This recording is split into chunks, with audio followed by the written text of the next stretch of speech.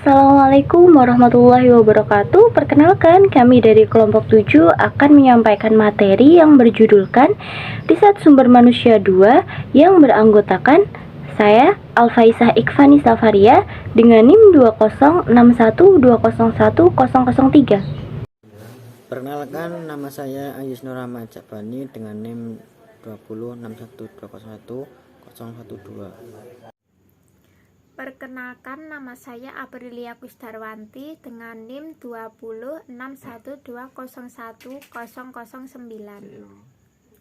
Perkenalkan, nama saya Reza Dunki Saputra, NIM 20612011064. Tahapan masalah riset. 3 sumber masalah atau peluang pemasaran yang selanjutnya dapat menimbulkan masalah riset. Yang pertama yaitu tentang perubahan yang tidak diharapkan, seperti lingkungan di mana perusahaan beroperasi. Yang kedua, perusahaan yang terencana, seperti rencana perusahaan di masa depan terhadap produknya. Yang ketiga, penciptaan gagasan baru secara tiba-tiba, seperti keluhan dari pelanggan melalui surat pelanggan. Pemasar harus bisa membedakan antara masalah dan gejala. Masalah manajemen pemasaran seringkali berfokus pada gejala yang tampak, yang cenderung berhubungan dengan ancaman atau peluang. Sedangkan masalah riset pemasaran mencari penyebab dari gejala yang tampak. Perbedaan masalah manajemen riset dan masalah riset SDM kontinu. Pemasar harus bisa membedakan antara masalah manajemen dan masalah riset pemasaran. Masalah manajemen pemasaran seringkali berfokus pada gejala yang tampak, yang cenderung berhubungan dengan ancaman atau peluang. Sedangkan masalah riset pemasaran mencari penyebab dari gejala yang tampak. Perbedaan masalah manajemen pemasaran dan masalah riset pemasaran. Yang pertama adalah pertanyaan. Untuk masalah manajemen pemasaran yaitu keputusan apa yang perlu dilakukan. Untuk masalah riset pemasaran, informasi apa yang dibutuhkan dan bagaimana mendapatkannya. Kedua, orientasi. Untuk masalah manajemen pemasaran yaitu tindakan. Masalah riset pemasaran, informasi. Ketiga, fokus.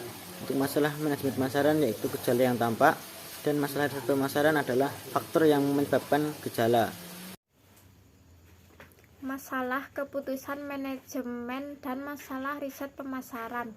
Masalah keputusan manajemen yang dihadapi pembuat keputusan yang mempertanyakan apa yang harus dilakukan oleh pembuat keputusan, misalnya haruskah diperkenalkan produk baru dan haruskah kampanye iklan berubah.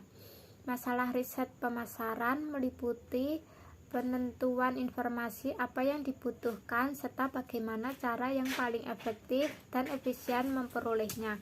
Misalnya, pembelian konsumen terhadap produk yang diusulkan untuk menentukan efektivitas kampanye iklan saat ini. Aturan umum dalam mendefinisikan masalah riset pemasaran adalah yang pertama yaitu memungkinkan peneliti memperoleh informasi yang dibutuhkan untuk menangani masalah pembuatan keputusan. Dan yang kedua, memberi petunjuk pelaksanaan proyek peneliti membuat 2 kesalahan umum dalam mendefinisikan masalah.